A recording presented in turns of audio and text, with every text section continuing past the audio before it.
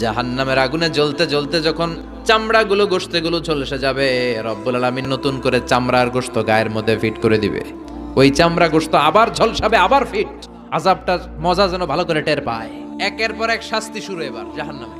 যারা দুনিয়াতে আত্মহত্যা করছে, ছুরি মারছে, ও খালি ছুরিই মারবে। বিষ খাইছে, খালি বিষ খাবে।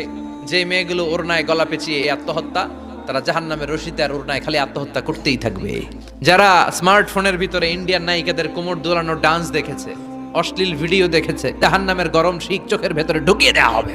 যারা মিথ্যা বলতো, ওদেরকে এক লাইন জাহান্নামের ছুরি দিয়ে কুচি কুচি করে জিহ্বাটা কাটা হবে। অন্যের জমি মেরে খেয়েছে এরকম ডাকাই তাছাড়া নাই, 7 জমিন ওর কাঁধে তুলে দেওয়া হবে। এবার ঘাড়ে কর।